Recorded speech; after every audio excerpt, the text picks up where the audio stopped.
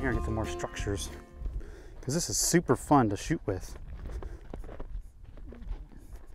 So just a minute ago, I was taking some pictures and trying out the macro ability of this lens, and it's super impressive. Like, I'm at f8, and this thing was focusing from the distance from my head. If you can see the difference from my head here to my shoe at 300 millimeters, I can literally focus, and it's locking on, and I just got a picture of my toes from here at 300.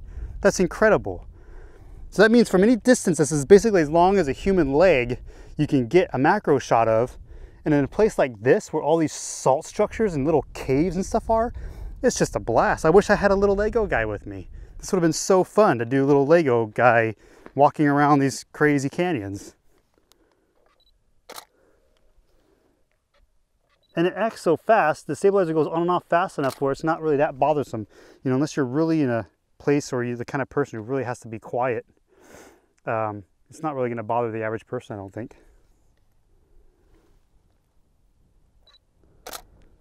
So the range of this lens is 70 to 300, as you can see.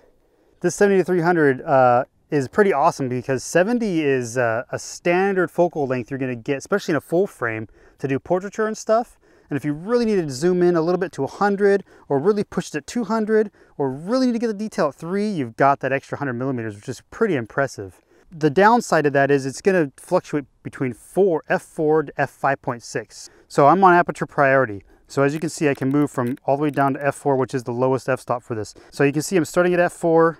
As I move to 135, you can see f4.5 as I do like a focus tap. And then at 200, still 4.5, but then once you get to 300, 5.6. Cool thing is the camera and the lens both know that you want it at the lowest point. So even when you zoom into 300 and you zoom all the way back to 70, it's going to bring it back to f4, letting the most amount of light in, which is pretty cool. I've seen other zoom lenses do this before, but it's just nice to know that that is what they're programmed to do. It's got an autofocus button, manual focus switch, stabilizer switch, and stabilizer mode 1 and 2.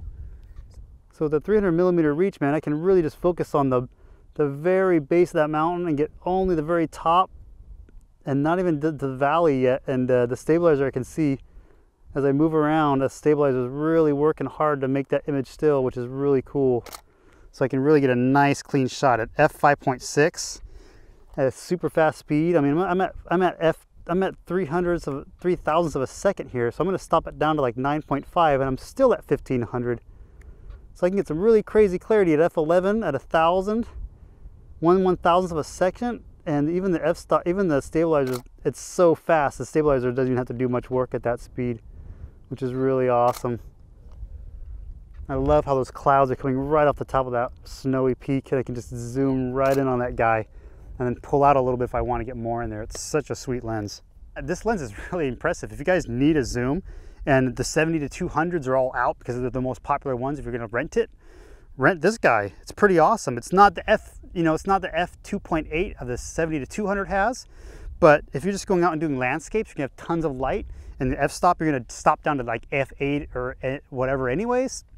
Pick it up. It's awesome. You get that extra 100 millimeters, and it's really fun. It does great with the macro too. So if you end up in a place like this where you wish you had a macro but you have this, don't worry about it. This will do the job. Okay, so you can see in this video with the ants, this is a macro shot of me, and you can see in the other shot, the B-roll that Aaron's getting, you can see how far away I am from this ant hill.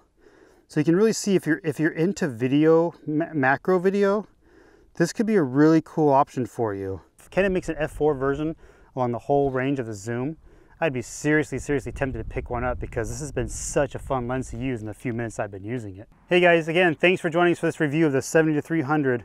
I recommend this lens, especially if you need one for a weekend.